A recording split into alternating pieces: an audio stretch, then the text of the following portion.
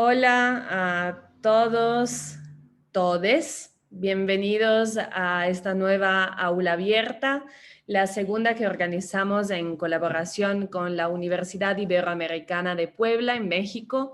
Esta es una aula abierta muy especial porque es una aula abierta construida en el marco de una colaboración, de una cátedra compartida, este proyecto COIL que estamos teniendo en la materia de Historia del Arte, del impresionismo a la contemporaneidad, junto con Alma Cardoso en su clase de es arte del siglo XIX y XX. Corrígeme, Alma, si me equivoco. La totalidad de los estudiantes involucrados en este proyecto son más de 20 estudiantes que están aquí presentes, pero pues la idea de estas aulas abiertas es compartir con el público en general. Entonces, este momento que vamos a tener el día de hoy con nuestro invitado Jorge Izquierdo, escritor y coordinador de UDLA Honors. Ya les voy a presentar nuestro invitado.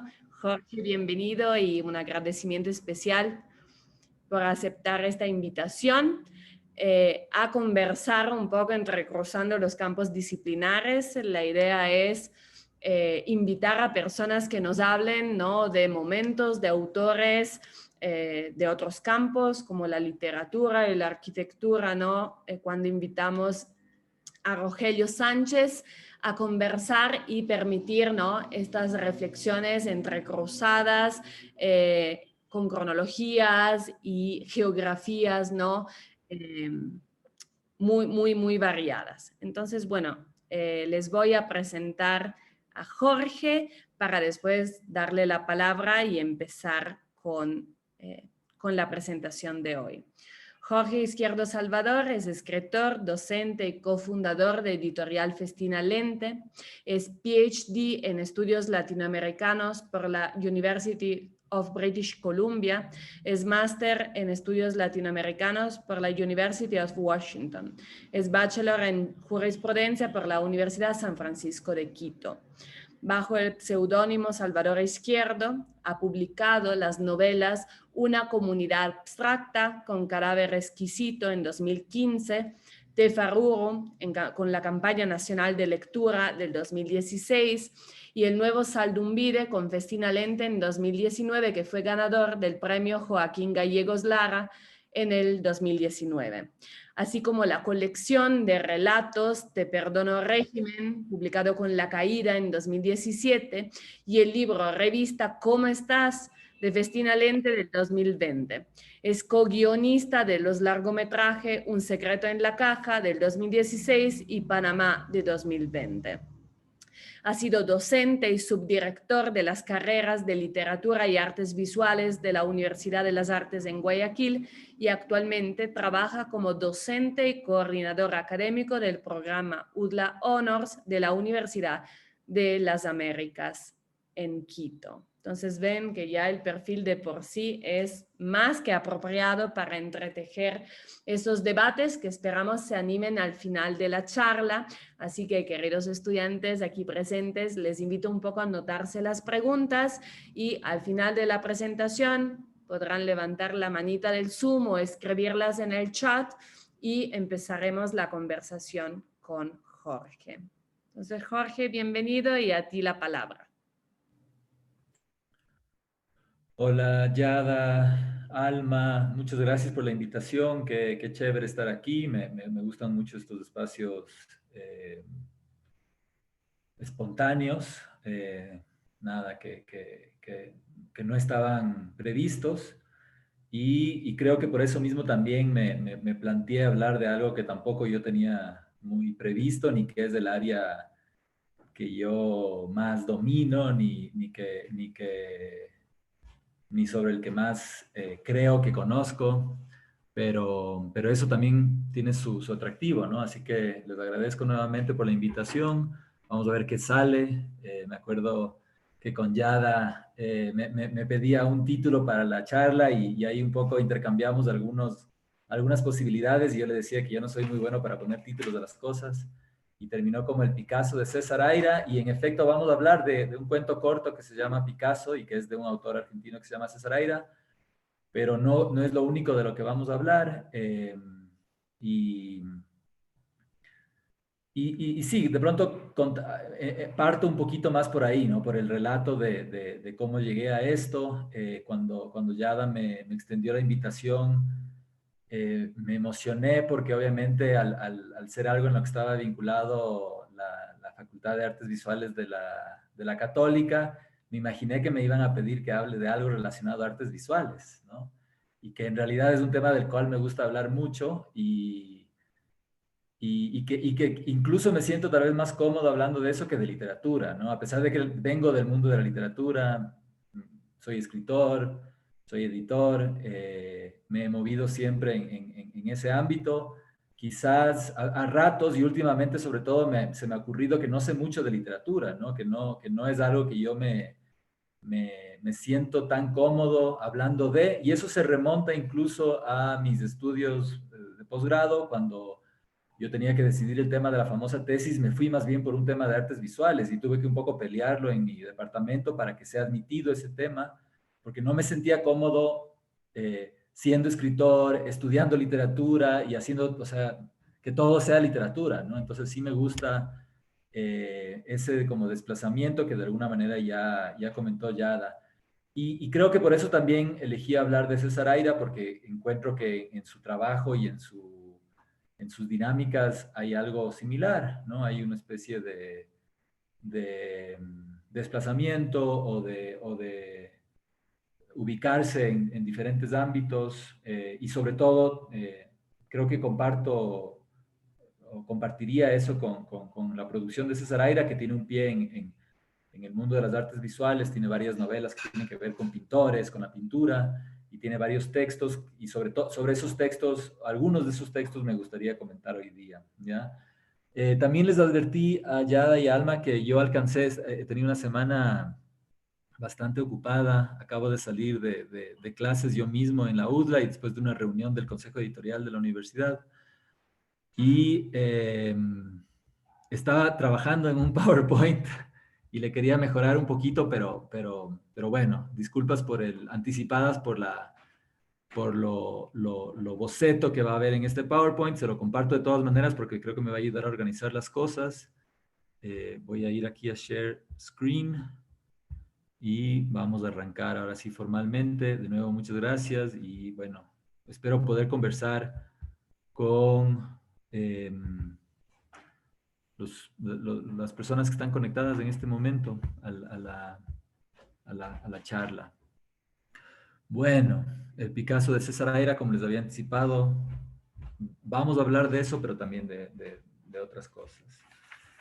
Bueno, como ven, el PowerPoint es bien básico. Tenemos aquí a César Aira, nacido en Coronel Pringles, en Argentina, en 1949, pero sí me parecía importante ponerle una cara al nombre.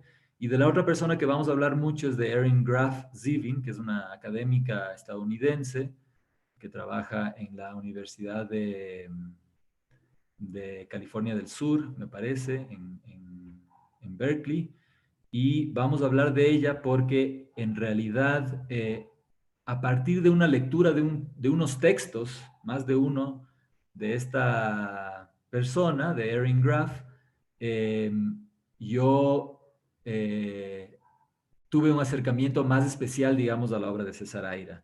Pero originalmente el texto de Erin Graf no va sobre lo de César Aira, es algo que ella incluye al final. Entonces, organizarlo de alguna manera e ir avanzando, ¿ya? Entonces, bueno, para proponerles una especie de índice de las cosas que vamos a topar hoy, y de nuevo, de manera muy así dispersa y tranquila, espero yo, me gustaría empezar justamente hablando de estos textos de Erin Graf Zivin, especialmente se llama Anarqueologías o la lectura como mala lectura, Reading as Misreading, y específicamente un capítulo de ese libro que tiene que ver con la universidad. Luego pasaremos oficialmente al cuento corto que se llama Picasso y que es de César Aira, y a mí me encantaría incluso hasta leérselo aquí en vivo y en directo, no es tan largo, seguramente haré una versión acotada, porque ya que tenemos tiempo, se me ocurre que eso es algo que podemos hacer, en vez de hablar tanto del texto, tener una experiencia de primera mano. Eso nos va a llevar a otras discusiones que también surgen del mundo de César Aira. Ya que hablamos de Picasso, ¿por qué no hablar de Duchamp y Dalí? Tal y como los figura Aira y que me parece muy interesante en otro de sus textos. Y asimismo, algo que me interesa y que con lo que quisiera terminar y que, de nuevo, creo que se conecta con lo primero que dije, es cómo manejar estos mundos, ¿no? El del arte contemporáneo, por un lado, o de las artes visuales, pero específicamente en el tema de lo contemporáneo me refiero aquí, y a la literatura contemporánea. Es decir, ¿qué hacemos con lo que tenemos ahorita frente a nuestros sentidos? Bueno, entonces voy a empezar con el texto de Erin Graf Zieben. Voy a dejar esta diapositiva un ratito ahí para empezar a comentar un poco. Me parece que es el último capítulo de este libro de las anarqueologías, que evidentemente viene de una especie de anarquía, pero también de la arqueología. Erin Graf se concentra en hablar un poquito acerca de la universidad, que creo que nos corresponde a todos y todas las que estamos aquí ahorita, porque o trabajamos o estamos estudiando, tenemos vidas académicas, entre comillas, tenemos exigencias administrativas de las universidades, somos docentes, etcétera, etcétera. Y es un tema que a mí me interesa mucho, ¿no? De hecho, yo ahora mismo en la UD estamos participando de un seminario con los estudiantes del programa que yo dirijo, que tiene que ver con la pandemia y la universidad. Esos son nuestros dos temas y los enfrentamos con una serie de lecturas.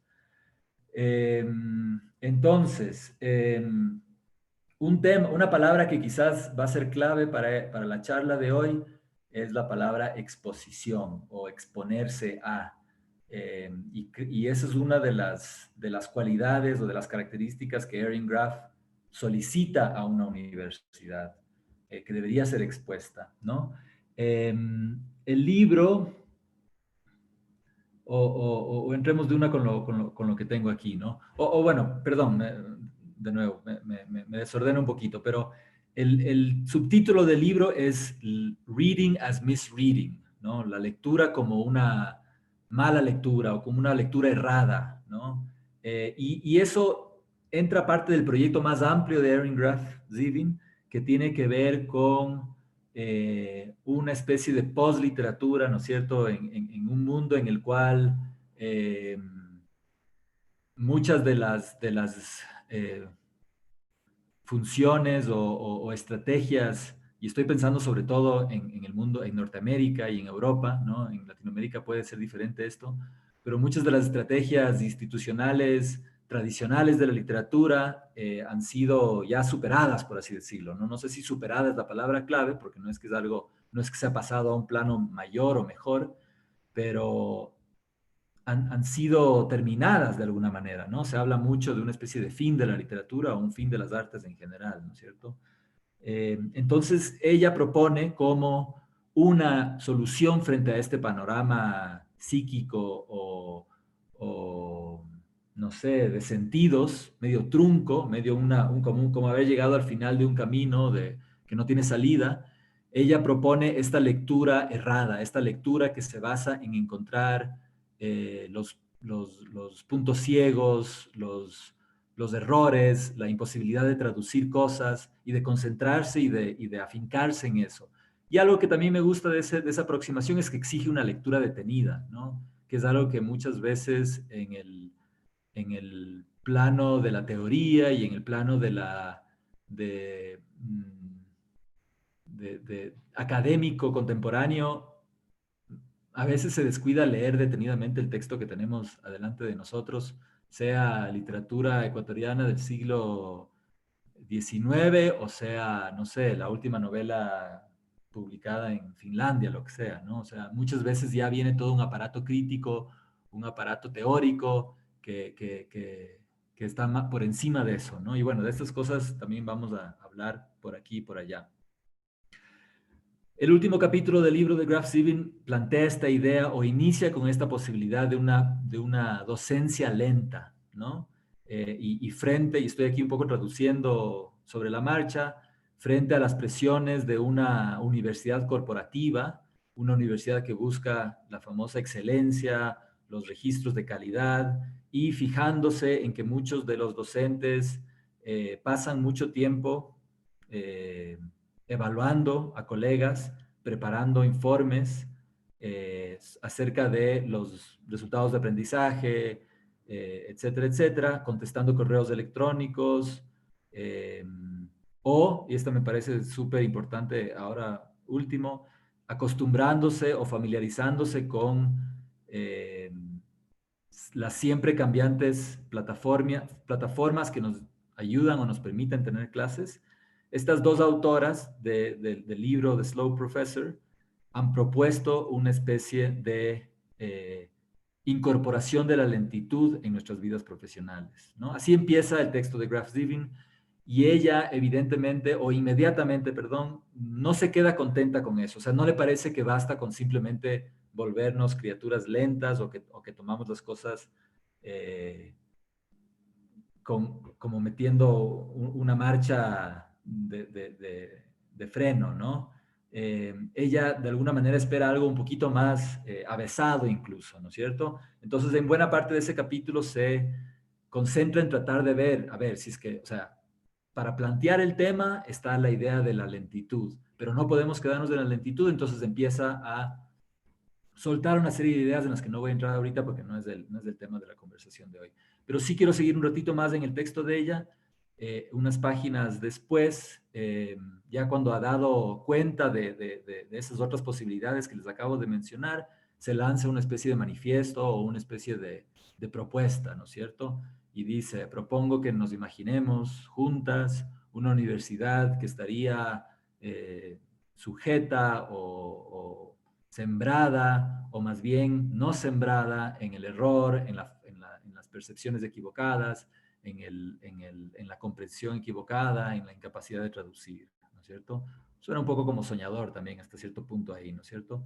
Una universidad que preferiría no estar ni dividida en regiones, en disciplinas autónomas y soberanas, y esto tiene mucho que ver con lo que vamos a hablar en un ratito, ni disuelta en una versión chata, digamos, de la interdisciplinaridad, ¿no es cierto? Que muchas veces puede ser solo el lema, ¿no? Vamos a ser interdisciplinarios y luego qué, ¿no es cierto? En fin, y lo que más me gusta de pronto, porque es sugerente y es una frase que se abre a posibilidades, es pensemos juntas otra imposible universidad responsable, pasiva y expuesta, ¿no? Entonces, en esa última palabra que yo les había anticipado, que me parece importante para la lectura de hoy, eh, ella también se queda un buen rato analizando cuáles son estas posibilidades de la exposición, ¿no? Y a mí ahorita simplemente sobre la marcha se me ocurre incluso la acepción que tiene que ver con la fotografía, ¿no? Perdón, revelas, ¿no es cierto? O sea, estar expuesto, de hecho en inglés se dice así, ¿no? Cuando revelas fotos, haces eso, expose, ¿no es cierto? Entonces hay una especie de tránsito desde el negativo al positivo que me llama la atención como primera entrada posible. Pero también, y a lo que va Graf Zievin sobre todo más adelante, es un exponerse entre universidades, entre facultades, entre objetos de estudio, entre métodos de instrucción, es decir, un como intercambio perpetuo, ¿no? Y de nuevo, digo todo esto y no puedo dejar de pensar que hace un ratito cuando estábamos con Yada y Alma, estábamos de alguna manera, me estaban invitando a hacer eso justamente, ¿no? Entonces, creo que hay esos espacios para exponerse o sea, no es necesariamente una universidad imposible, y por eso voy a esa parte un tanto soñadora del texto de Erin Graff, pero que no deja de ser sugerente de las posibilidades, ¿no es cierto? Pero de pronto hasta me gustaría pensar en el término de exponerse de manera mucho más total, ¿no? Mucho más perpetua y, y darse, o sea, sí, ¿no? O sea, el hecho de estar en facultades, en compartimientos tan divididos, no ayuda mucho a eso, ¿no es cierto? El hecho de haber invitado a alguien que viene de literatura a hablar de artes visuales, hablar en un programa más relacionado a las artes visuales, por supuesto que ayuda, pero tampoco es suficiente, ¿no? Es como esa idea de lo expuesto es súper exigente, ¿no? Y por eso también es interesante de pronto pensar en los otros dos adjetivos que ella coloca aquí, ¿no? La responsabilidad, entiéndanlo como ustedes lo entiendan, yo lo entiendo de una manera que quizás tiene que ver como justamente como un freno al hacer lo que me da la gana, ¿no? Y de ahí la pasividad, que también es bonita, ¿no? O sea, la idea de lo pasivo, que es contrario a lo que yo estoy haciendo ahorita, ¿no es cierto? Tomando la palabra, hablando. Por ahí escuché hace poco, leí más bien en otro texto que tiene que ver con estas cosas, que el rato así como en una orquesta sinfónica, el rato que el conductor toma la batuta y empieza la composición, se interrumpe una serie de sonidos que estaban existiendo antes, que tienen que ver con la cháchara pre-concierto, con cosas que se caen, con toses, con qué sé yo, y que es un sonido que va a volver después de la música, ¿no? Y de esa misma manera, creo, el profesor también a veces interrumpe los procesos de aprendizaje, el rato que toma la palabra y empieza la clase y empiezan los contenidos, se detiene algo que estaba sucediendo de manera natural antes de que el profesor tome la palabra y empiece el bloque oficial del conocimiento y que después se va a retomar, ¿no? Apenas el profesor acabe de hablar, después se va a retomar ese otro tipo de conocimiento que también creo que es súper importante. Bueno, vamos a ver si desde aquí podemos tratar de responder y qué tiene eso que ver con Picasso, qué tiene eso que ver con un cuento de César Aira. Bueno, eso es justamente lo que me interesaba de la estrategia de Erin Graff, es que en ese mismo capítulo, ella, para de alguna manera ejemplificar o sugerir de una manera más nítida la idea de lo expuesto, habla de este cuento particular de Picasso, ¿ya? Eh, entonces, aquí es la parte en realidad de la exposición donde yo pensaría que me voy a demorar más tiempo. Tiene que ver con contarles un poquito acerca del cuento, porque no tiene sentido que yo eh, sepa estas cosas y que no podamos hablar de ellas. Por un lado, se me había ocurrido leer el cuento completo, como les dije. De pronto lo que voy a hacer es leerlo por partes. Voy a tratar de improvisar aquí sobre la marcha con el libro en mano. Este libro está en la colección de los relatos reunidos de César Aira, que tiene una edición que simplemente se llama Relatos Reunidos y tiene otra edición que se llama El Cerebro Musical. Es un cuento relativamente reciente, me parece. Es del 2006, bueno, no tan reciente, 2006.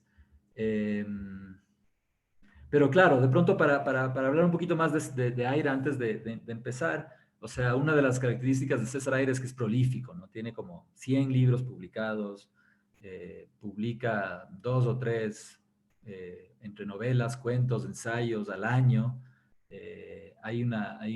Un exceso ahí, ¿no?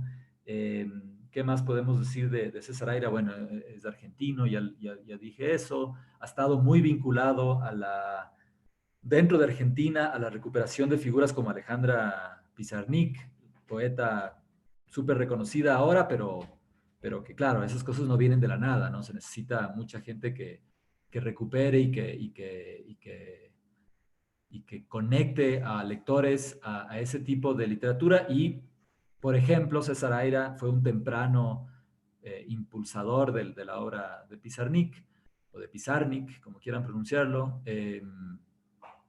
Lo mismo sucede con Osvaldo Lamborghini. O sea, es un escritor que combina no solamente lo que yo les había dicho antes del interés en las artes visuales y en la literatura, sino que también dentro de la literatura ha jugado muchas veces el rol de crítico o como dije hace un ratito, de promotor.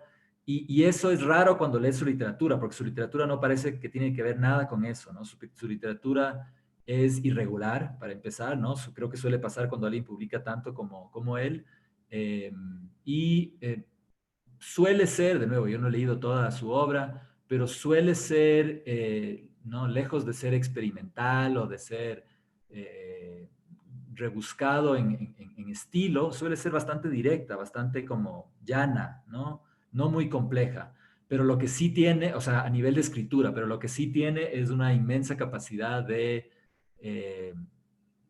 libertad, de introducir una especie de experimentalismo que tiene más que ver con la trama, ¿no? O sea, sucesos completamente imprevisibles e irreales suceden en medio de lo que estás leyendo, ¿no? Y bueno, para los que han leído a Aira, me imagino que saben un poquito de lo que estoy hablando.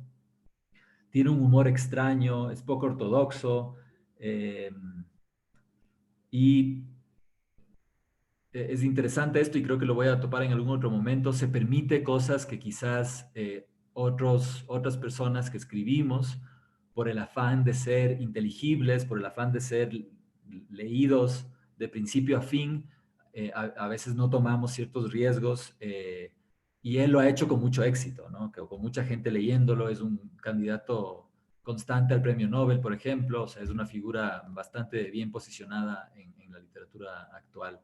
Pero bueno, entonces ahora sí, habiendo dicho algo de eso, voy a empezar a leer fragmentos del cuento Picasso y a tratar de contarles y de darles sentido a este relato. Espero que estén todavía por ahí. Vamos a ver. Picasso. Todo empezó el día en que el genio, salido de una botella de leche mágica, me preguntó qué prefería, tener un Picasso o ser Picasso. Podía concederme cualquiera de las dos cosas, pero, me advirtió, solo una de las dos. Tuve que pensarlo un buen rato, o mejor dicho, me obligué a pensarlo. El folclore y la literatura están llenos de cuentos de codiciosos atolondrados, castigados por su precipitación, tanto que es como para pensar que esa oferta de dones siempre esconde una trampa. No hay bibliografía ni antecedentes serios en los que basarse para decidir, porque esas cosas solo pasan en cuentos o chistes, no en la realidad. De ahí que nunca nadie lo haya pensado seriamente.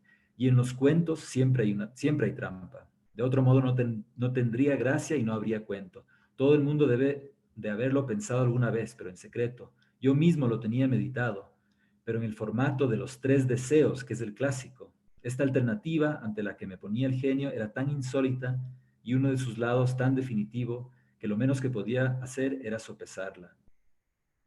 Extraña pero no intempestiva, al contrario, muy oportuna. Yo salía del Museo Picasso en plena euforia de una admiración desorbitada y en ese momento no se me podía haber ofrecido otra cosa, otras dos cosas que me tentaran tanto. De hecho, todavía no había salido. Estaba en el jardín del museo y me había sentado en una de las mesitas al aire libre después de comprar en el bar una botellita plástica de esa Magic Milk que veía consumir a los turistas por todas partes. Una tarde perfecta de otoño, de luz suave, aire templado y todavía lejos del crepúsculo. Había sacado del bolsillo mi libreta y la lapicera para tomar algunas notas, pero en definitiva no escribí nada.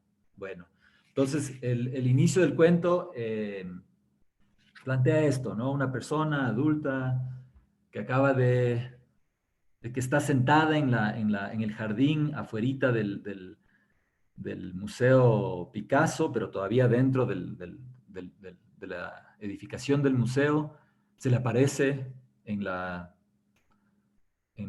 bebida que está tomando un genio, ¿no? Y le hace esta propuesta.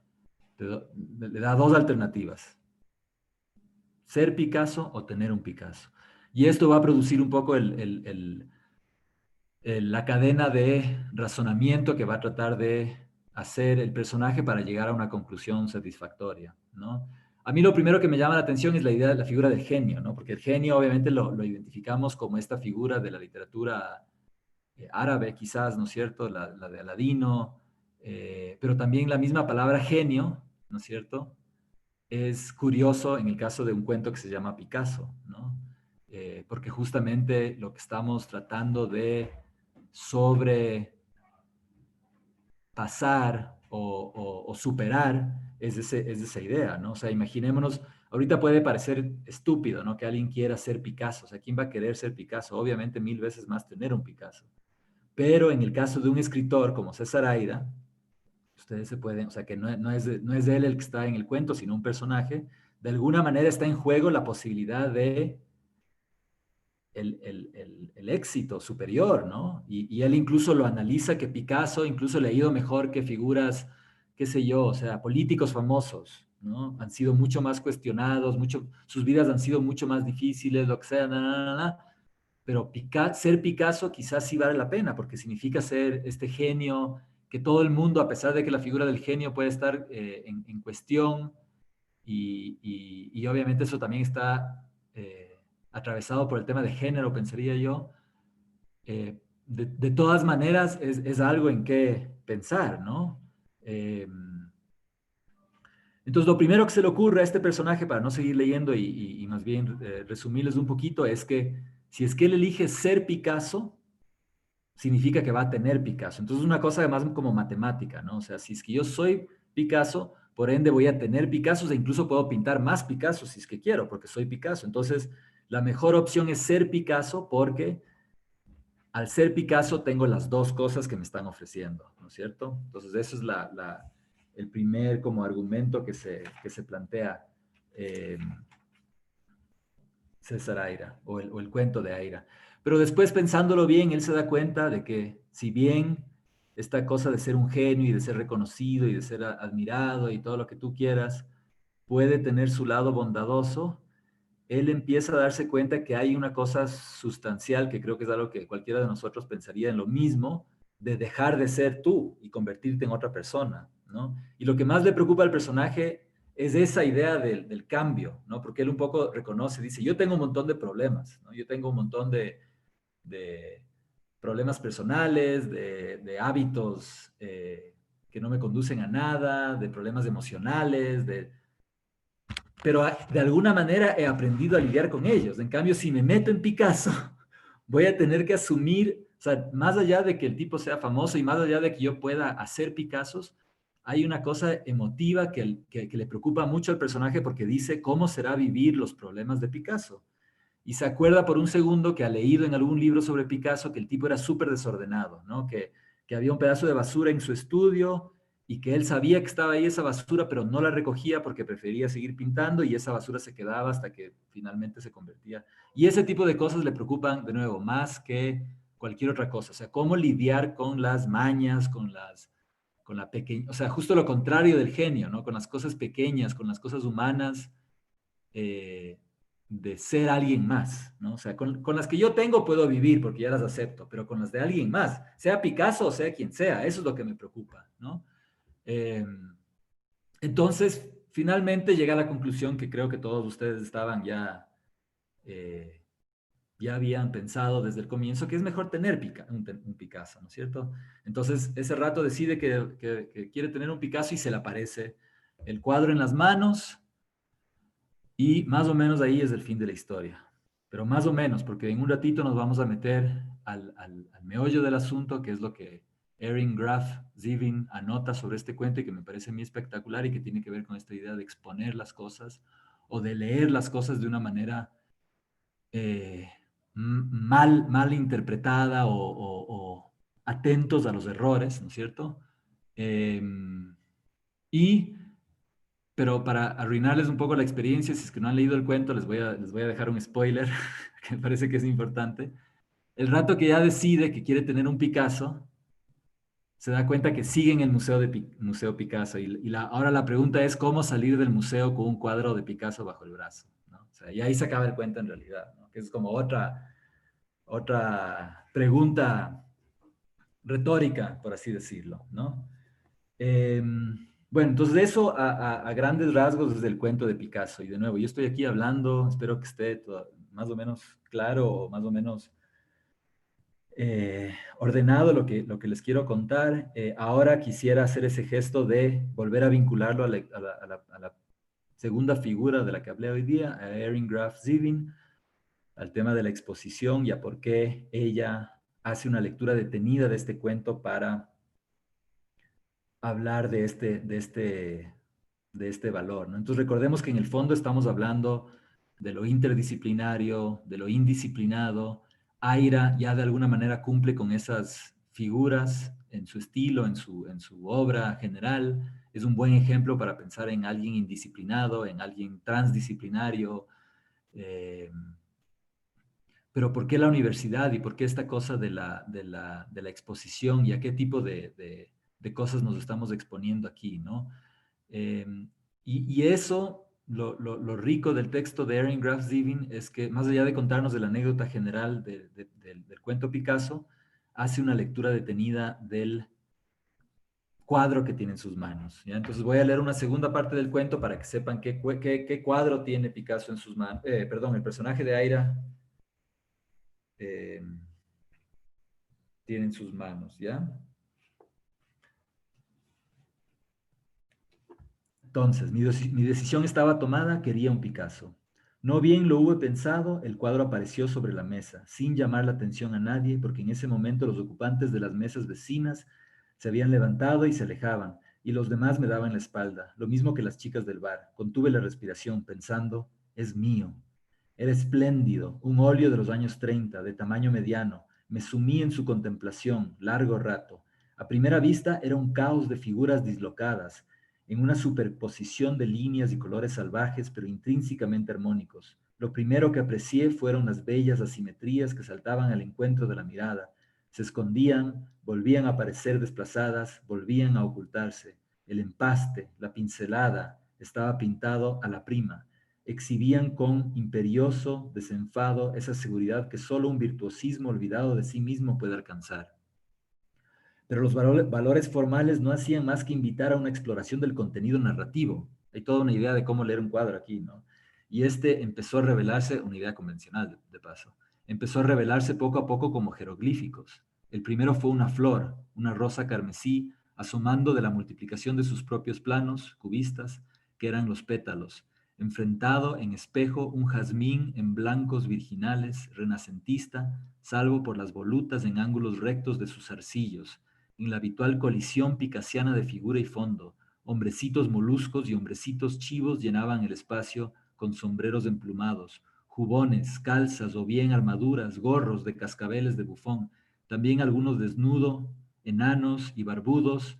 Era una escena de corte, y la figura que la presidía tenía que ser la reina, a juzgar por la corona, la reina monstruosa y desvencijada, como un juguete roto. Pocas veces la torsión del cuerpo femenino, uno de los rasgos más característicos de Picasso, había sido llevada a semejante extremo.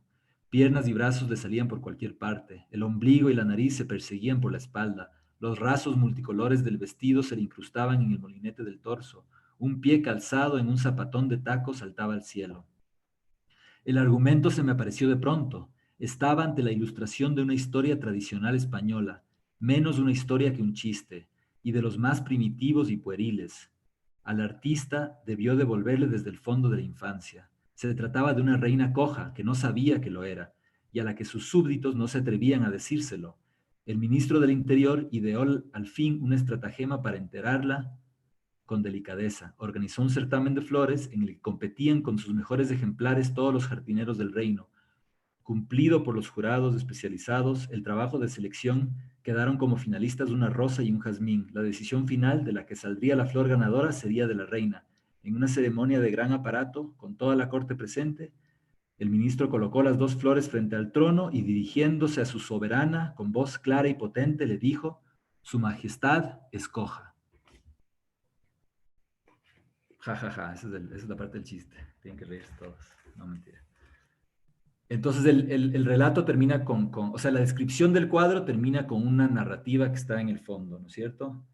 Y aquí es donde entra la figura de, de Erin Graf Zevin y que encuentra en esta idea de una soberana coja, que nosotros podríamos traducir incluso como una soberanía coja, algo que está siendo expuesto, ¿ya?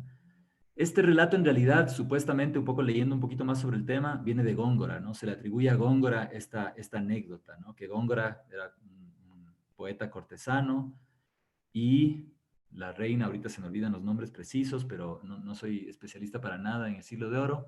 La reina, una de las reinas o una de las soberanas bajo las cuales él actuaba o trabajaba, era coja y que él hizo una apuesta con otro miembro de la corte para ver quién le decía suavemente que era coja, quién le decía porque nadie se atrevía a decírselo, ¿no?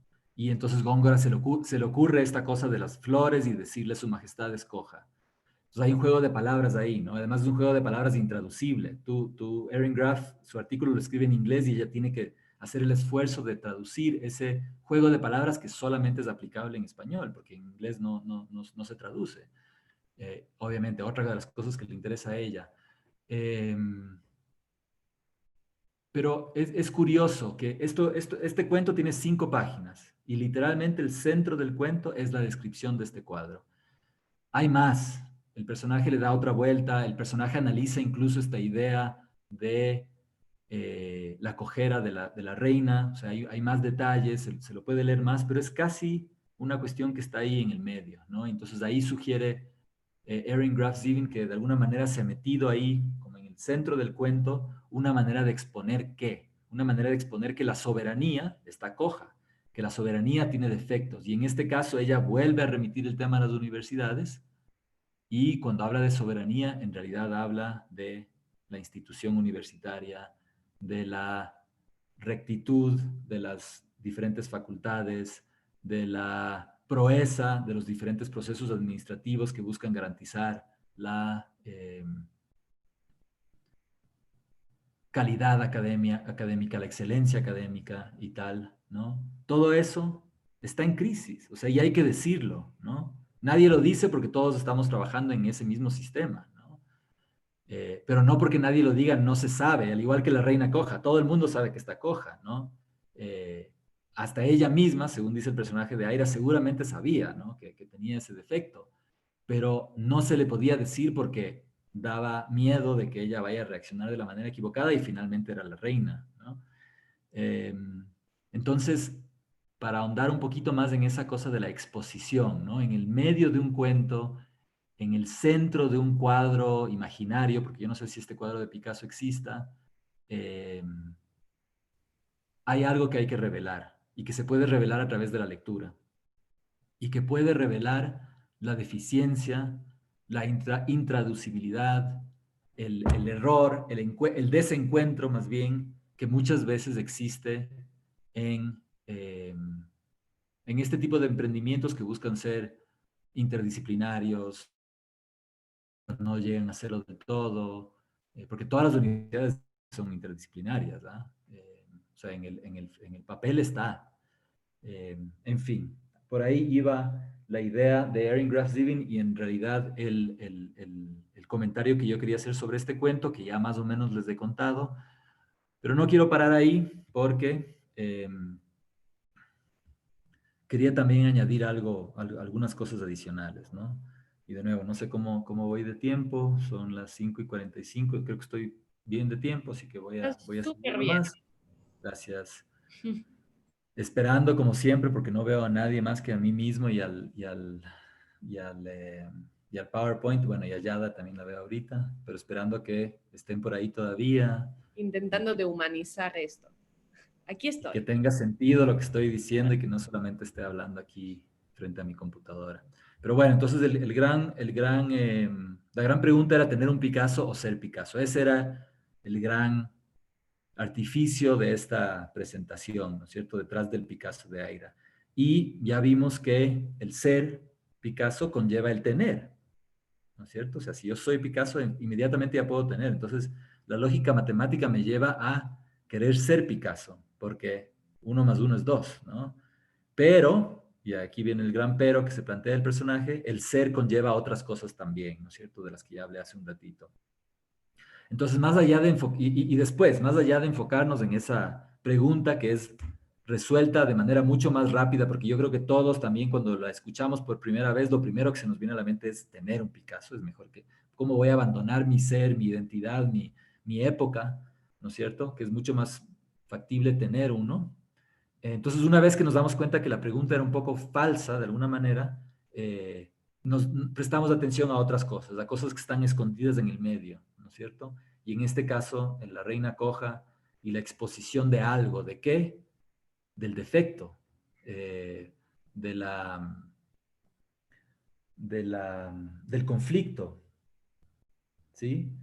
Eh, Y aquí viene una cita específica de Graf Zevin, más o menos traducida por mí. El defecto secreto que reside en el centro de cada género, cada disciplina, cada concepto, pero que también representa su condición de posibilidad, ¿no?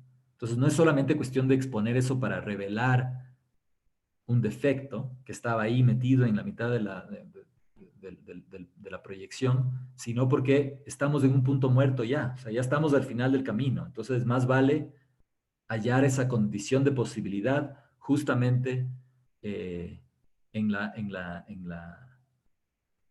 el secreto, podría decir acá, ¿no? Y esto es una forma de leer que me llama la atención y que creo que más allá de Aira y más allá de Picasso, la verdadera protagonista de acá es un poco estas ideas de Erin Graf Steven, que de nuevo no son solamente de ellas, ella participa de toda una corriente teórica y académica que de alguna manera ha expuesto esto desde hace tiempo, pero esta idea de leer buscando los traspiés, las opacidades, los errores, la soberanía coja. Aquí me voy a permitir una pequeña digresión, espero que no quede mal, pero que tiene que ver con y de nuevo, esto es una anécdota que simplemente me ha estado desde el comienzo de perdón, más bien desde que escuché un poco la conversación en la otra semana cuando estuvo el arquitecto invitado, no me he dejado quieto, ¿no? Que yo cuando me conecté, y me conecté muy poco tiempo porque estaba también en medio de otras cosas, le escuché hablar del accionismo vienés. Y eso fue algo que me llamó mucho la atención porque mi primer libro mi primera novela, perdón, que se llama Una comunidad abstracta, parte de la figura de Rudolf Schwarzkogler, que fue uno de los integrantes del accionismo vienés.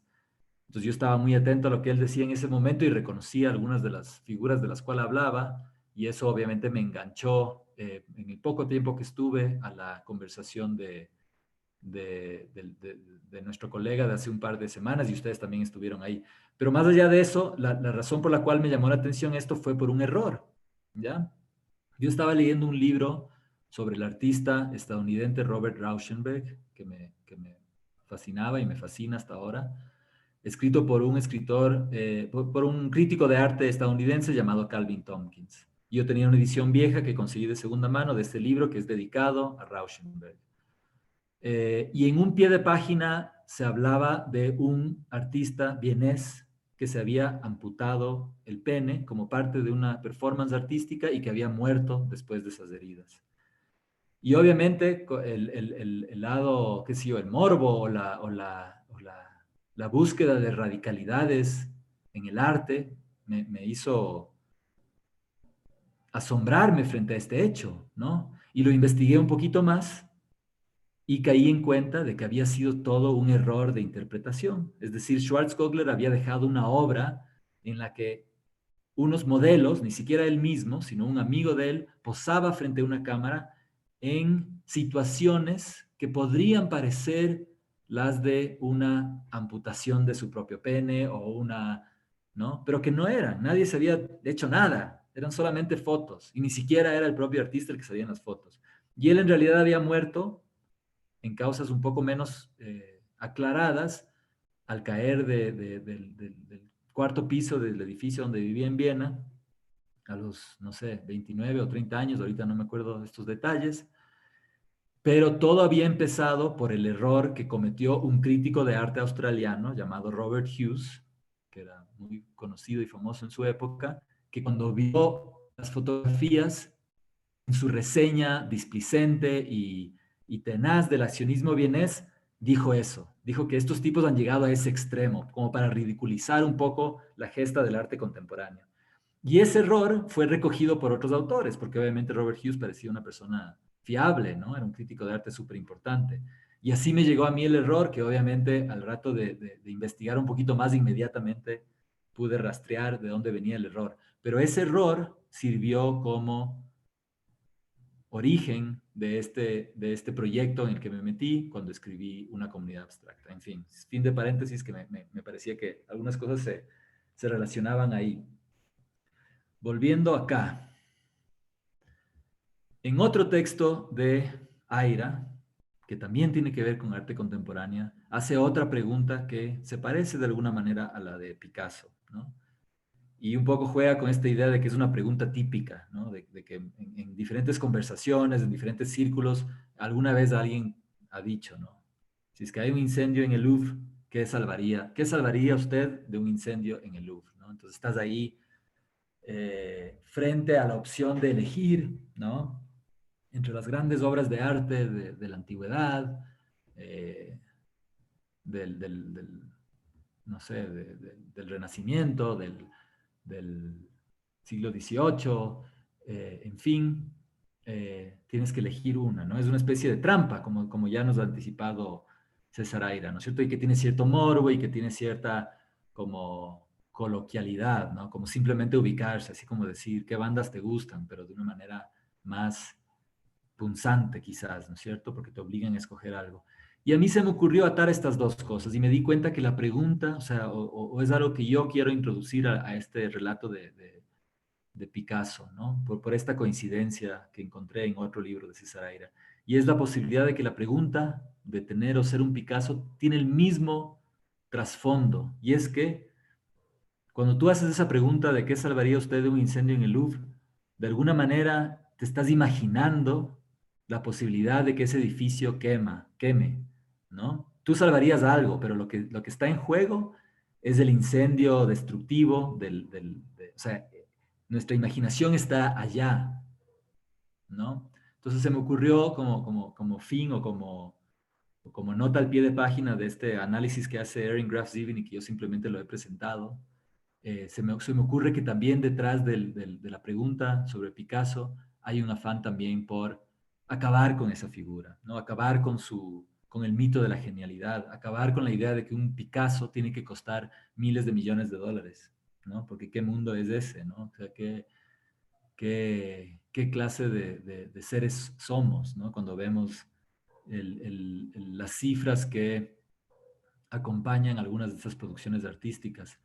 En el caso de Picasso, por último, de alguna manera van con la figura y con la historia, ¿no? Pero a veces cuando tú ves cosas, Van Gogh tal vez es un mejor ejemplo, ¿no? O sea, un tipo que vivió o por lo menos de lo que se sabe, ¿no? De lo que uno se imagina, en una pobreza tan grande y ver que sus producciones sean valorizadas de esa manera obscena es casi un insulto, ¿no? De alguna manera. Entonces, yo quería proponer ahí que quizás detrás de la pregunta de Picasso había un gesto también incendiario, de querer no tener que escoger entre ninguna de las dos porque las dos son igual de absurdas. Tener un Picasso es tan absurdo como ser Picasso, ¿no? Querer tener un Picasso es querer ser un magnate, querer ser no sé, pues un niño rico, una niña rica, un excéntrico, ¿no? En el sentido más o menos amable del término, propongo yo ahora. Bueno, y finalmente, tomando en ese mismo libro de Duchamp, y con esto ya voy a ir concluyendo, ya voy hablando cerca de una hora, y quería presentar de pronto otros fragmentos de la literatura de César Aira que tienen que ver con arte. Este es de una publicación de él que se llama Sobre arte contemporáneo. Es un ensayo, ahí pueden ver el urinario de Erremut. Voy a prender la luz un segundito que se oscureció acá y regreso.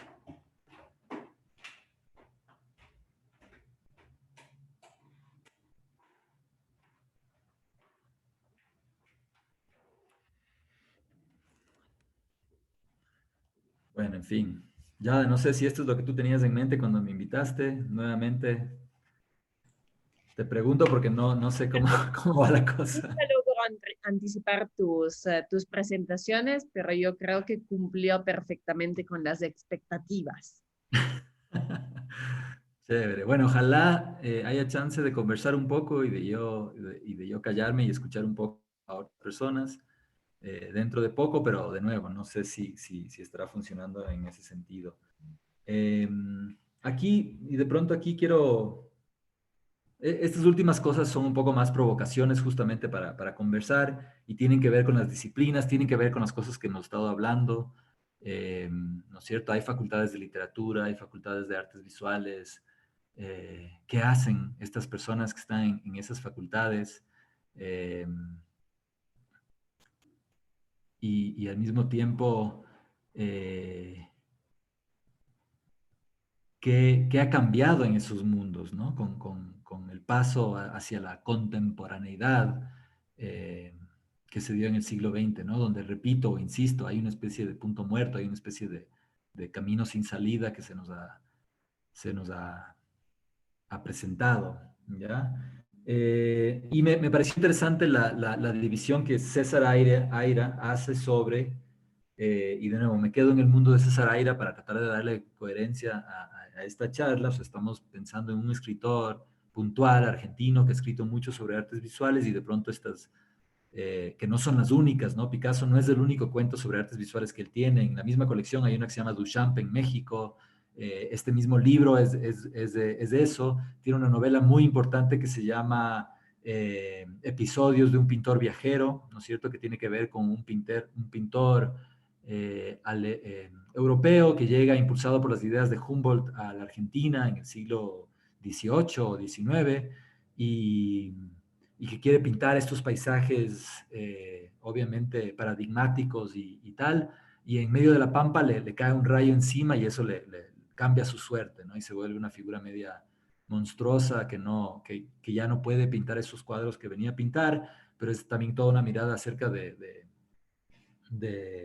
un extranjero en Latinoamérica, en fin. O sea, la obra de Aira está repleta de estos cruces de caminos que creo que son interesantes y ustedes sobre todo podrían aprovechar de ellos.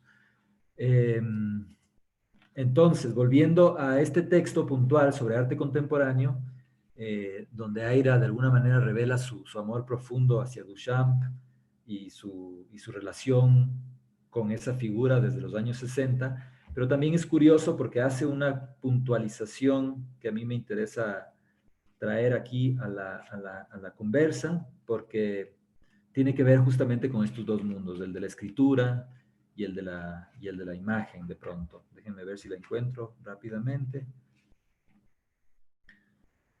Vamos a ver.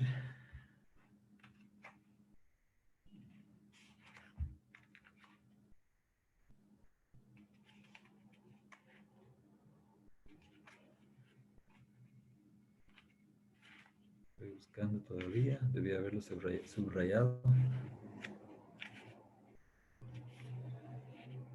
Pero solo es cuestión de tiempo. Ya lo voy a encontrar.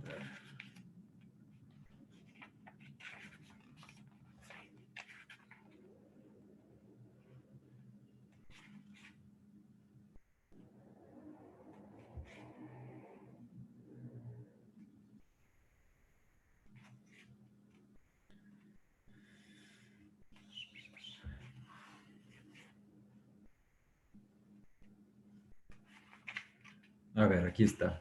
Ya. Nuevamente. En el comienzo estuvo Duchamp.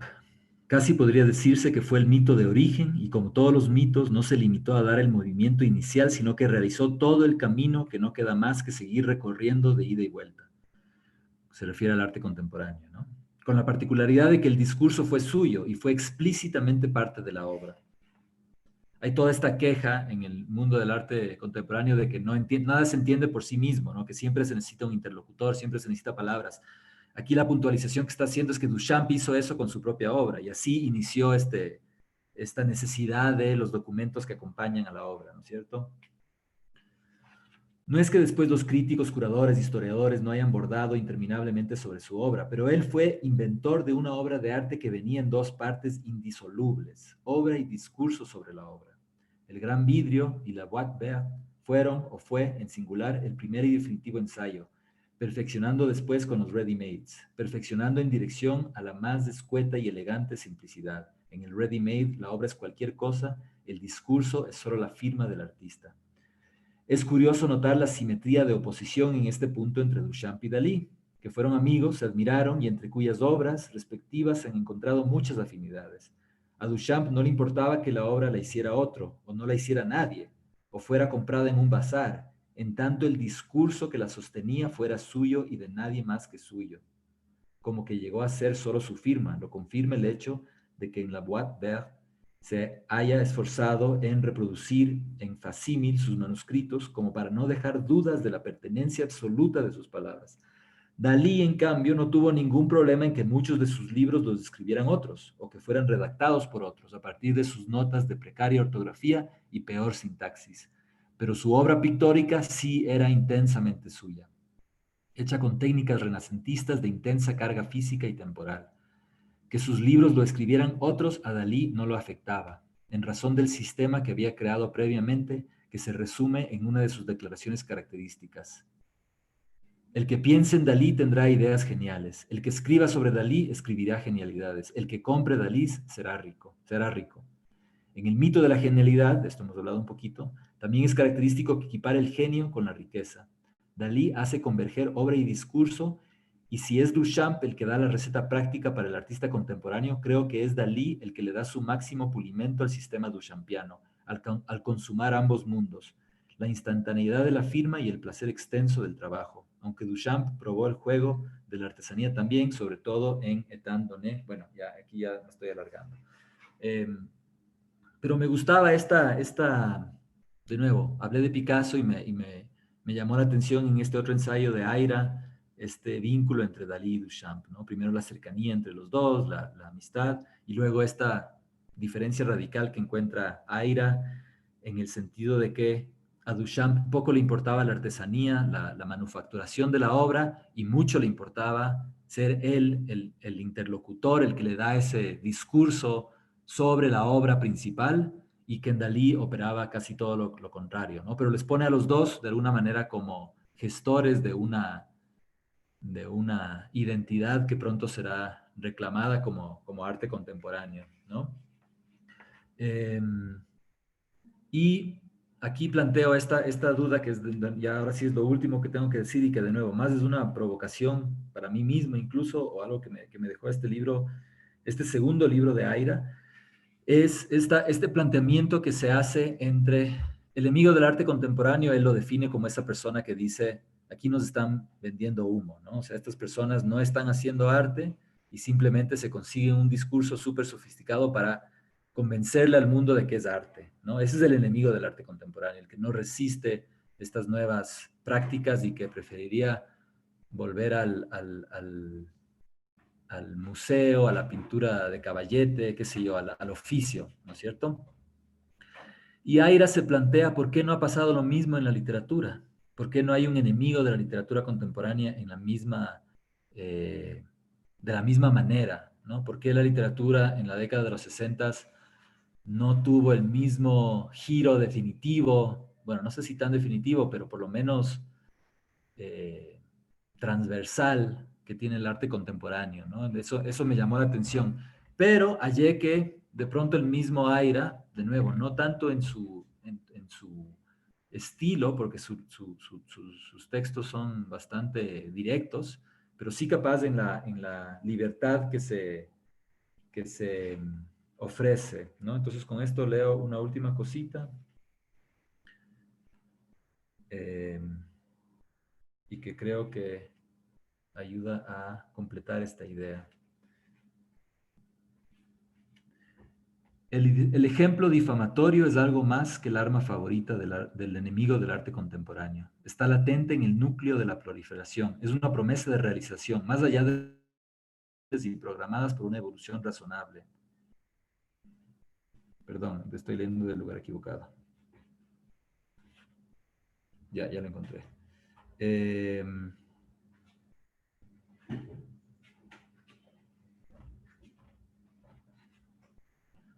Un ratito para completar esa idea anterior. En las discusiones que promueve el enemigo del arte contemporáneo, es lo más común que apoye su argumentación con ejemplos imaginarios creados por su fantasía agresiva, como nadie me hará creer que colgar del techo preservativos llenos de mierda es arte. Eso diría el enemigo del arte contemporáneo, ¿no es cierto? Y en ese ejemplo se está expresando cualquier cosa. Ahorita cualquier cosa pasa por arte, ¿no es cierto? Y aquí sí viene lo último que quería leer. De ahí sale la fórmula, cualquier cosa que puede tomarse tanto como fórmula de libertad como de irresponsabilidad. Yo prefiero la primera y soy un ardiente defensor en la literatura que escribo y el arte que aprecio de la cualquier cosa como sésamo, ábrete de la creación. Supongo que también es lícito verla como índice de irresponsabilidad frívola si la idea es darle alguna pertinencia social convencional al arte y la literatura. En fin, son unas ideas que ahorita mismo que las releo, evidentemente, como cualquiera de ustedes, Aira puede ser desarrollado un poquito más, ¿no? Se le puede exigir cosas a Aira, ¿no? Es que él tiene el discurso ya súper claro. Pero me parece que levanta preguntas interesantes que tienen que ver justamente con estos dos mundos. De nuevo, un poco el objetivo de esta charla era, de alguna manera, exponerles a la obra de Aira, pero también al trabajo crítico de Erin Graf Zevin, que creo que se complementan a la hora de pensar un tema que quizás es más importante que todo esto, que es qué hacemos en la universidad, qué es esto de la interdisciplinariedad, eh, cómo resolvemos esta cojera que es evidente en todas partes, de un aparato institucional que está movido por lo administrativo, por lo tecnológico, eh, en fin, eso. Por ahí ya terminó mi presentación. Yada, Alma, les agradezco nuevamente por la invitación y más bien me encantaría escuchar a otras personas que tengan cualquier cosa que decir acerca de, de esto. Voy a dejar de compartir y me voy a callar. Y aquí estamos.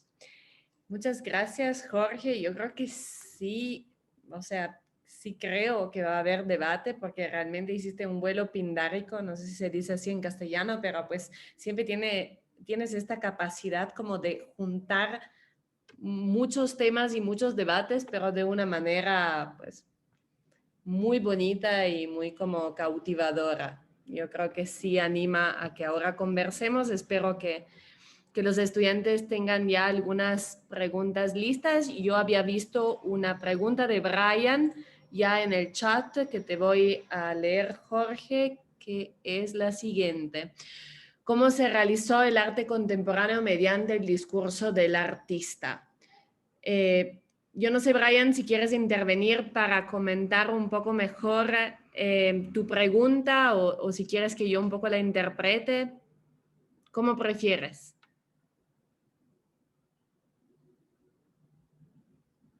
O sea, cómo él lo interpreta, cómo él hacía su concepto mediante aquella obra del arte contemporáneo que él ha hecho.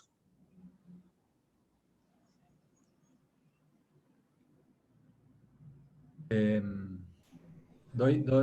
paso nomás a contestar, ¿sí? Sí, claro. Sí, sí. Bueno, hola, hola Brian, mucho gusto, qué chévere escucharte y leerte acá. Creo, no sé, capaz no te estoy contestando directamente, me puedes decir nomás y lo revisamos nuevamente, pero me parece que tal vez te llama la atención la parte acerca de Duchamp y de cómo, según Aira, nuevamente, Duchamp crea una obra que incluye al mismo tiempo el discurso sobre la obra, ¿no? Y que de alguna manera eso abre una ventanita en el arte contemporáneo que va a ser utilizado muchas y muchas veces. Ustedes mismos creo que están en procesos similares de buscar interlocutores que expliquen, entre comillas, ¿no? O que conecten las posibilidades amplísimas que tiene la obra de cada uno.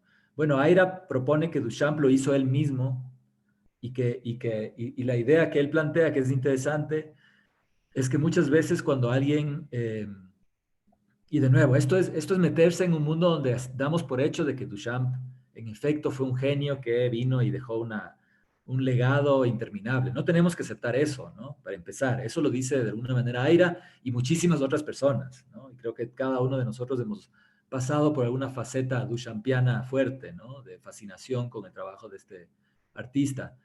Eh, pero lo que propone Aira es que no solamente dio inicio a ese gesto del arte y del discurso sobre el arte, sobre la obra, perdón, la obra y el discurso sobre la obra como una cosa, sino que ya hizo el recorrido completo. Entonces ya ni siquiera nadie puede ir más allá, ¿no? Y solamente estás yendo ida y vuelta, ¿no? Eso es lo que plantea Aira. Es una cosa interesante desde la perspectiva de las ideas, ¿no? Cómo funcionan las ideas.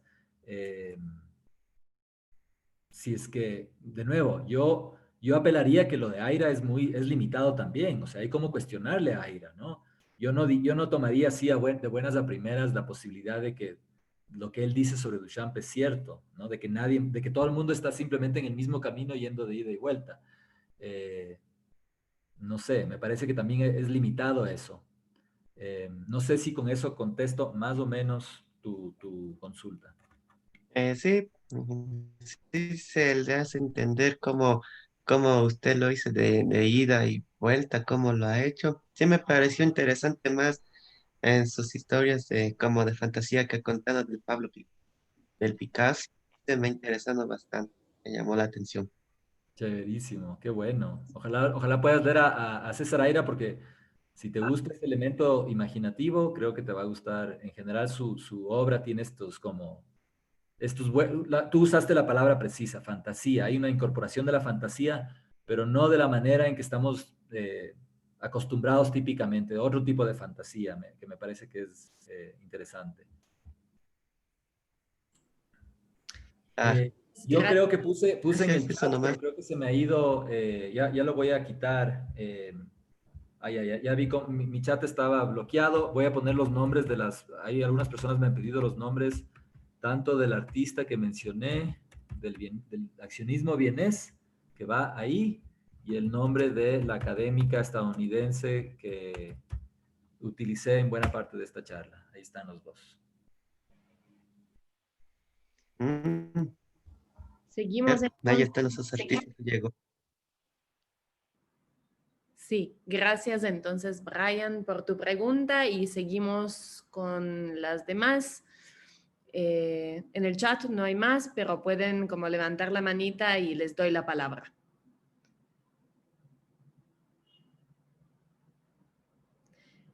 Hay una pregunta de Francesca que voy a leer yo y es: gracias Salvador por la presentación. Quería entender mejor y también desde su perspectiva personal la pregunta final. ¿De quién es el enemigo de la literatura contemporánea? Es una gran pregunta. Es una gran pregunta. Yo también, yo mismo me lo pensé varias veces, ¿no? Y de nuevo, no creo que Aira tenga todas las respuestas, creo que eso es importante. Su manera de escribir, incluso el ensayo, ofrece poco desarrollo, es más efectista a ratos, ¿no? Y eso, de nuevo, no tiene nada de malo, no es que le estoy criticando. Imagínate, César Aira es un autor que no necesita ni, ni, ni lo uno ni lo otro, ¿no? Ya tiene una obra de trabajo súper importante que está ahí y lo que podemos hacer es leerla. Pero sí, yo un poco planteé esta idea de que, y es una idea como temporal, ¿no? De que, según lo que dice César Aira, el arte contemporáneo ha generado una resistencia que quizás incluso ha sido hasta buena para su sobrevivencia, y la literatura no ha logrado hacer. Quizás en lo de Aira, al ser escritor, él está reclamando de alguna manera que le consideren más rupturista en un sentido más hostil incluso, ¿no? Porque hay gente que se pone súper mal por el trabajo de ciertos artistas contemporáneos que aparentemente le están tomando el pelo a medio mundo, ¿no? Entonces, un poco de nuevo, ¿no? No para contestar tu pregunta, sino para explorarla un poquito más, que me parece muy buena, y creo que en tu pregunta ya de alguna manera también hay una sospecha que es súper válida. Yo diría que sí existen esos enemigos de la literatura contemporánea. Eh, y no tienen el mismo, o sea, es lo curioso, son lenguajes diferentes, ¿no? Y aquí un poco yo también me, me veo eh, puesto contra la pared en el sentido de que también de alguna manera tengo que defender estas ideas que expuse acerca de lo expuesto, vale la redundancia, eh, y, y no siempre no siempre lo puedo hacer. O sea, una forma fácil de responder la pregunta sería decir, es que simplemente son diferentes medios, ¿no? La literatura es una cosa, el arte es otra, cada una tiene sus posibilidades, cada una tiene sus canales, sus instituciones, y en el del arte contemporáneo ha surgido este resentimiento frente a lo nuevo, ¿no? Alguien ve un cuadro del Renacimiento o un cuadro del neoclasicismo y se queda de boca abierta y dice, ¿cómo puede ser un montón de preservativos llenos de mierda y colgados del techo el equivalente de esto, ¿no?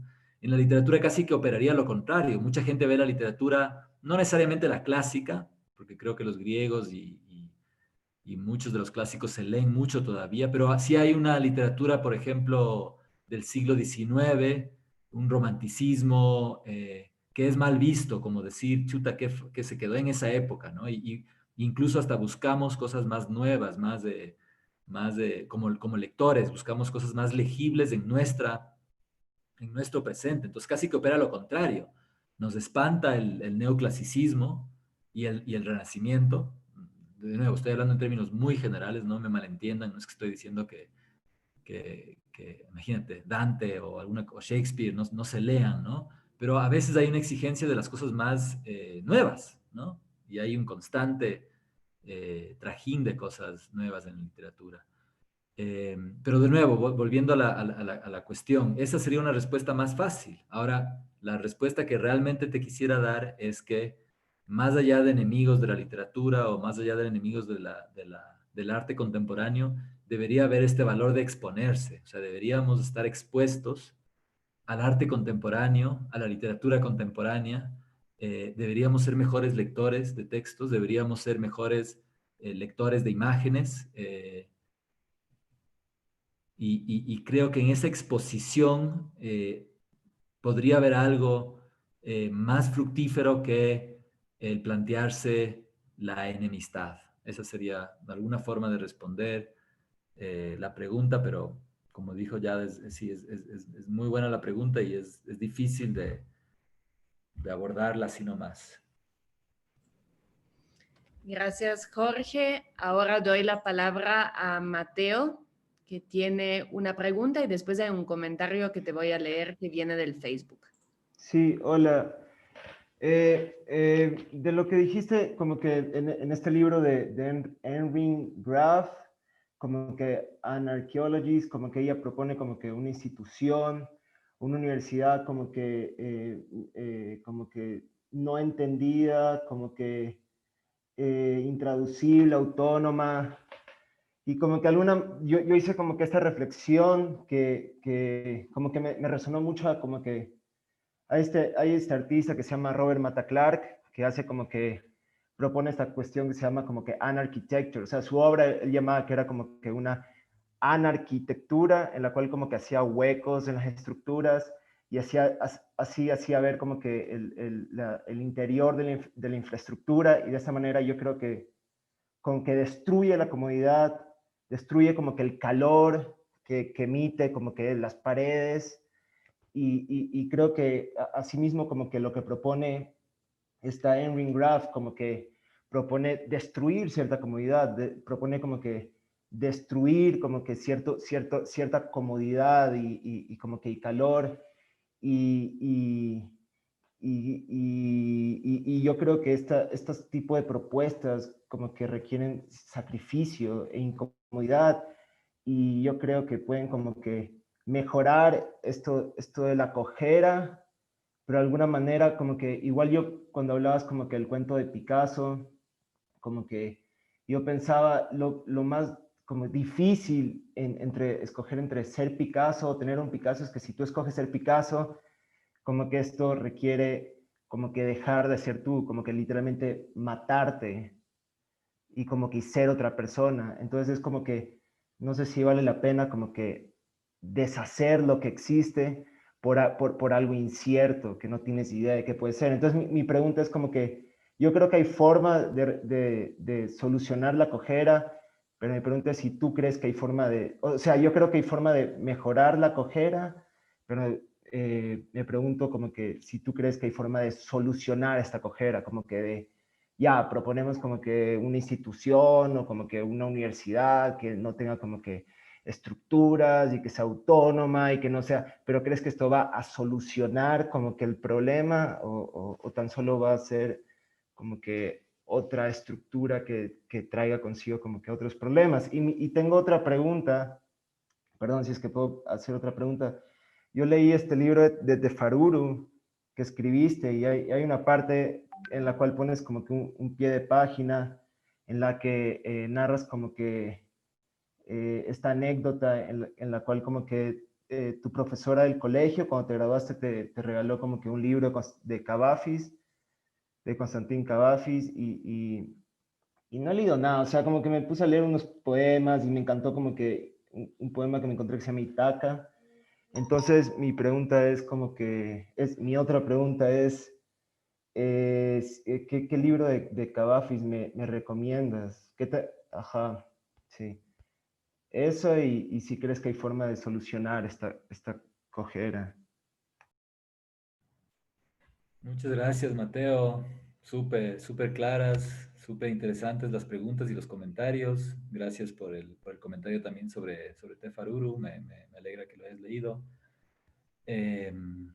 Claro, no creo que la cojera es el problema, o quizás hay que cojear nomás, ¿no? O sea, yo creo que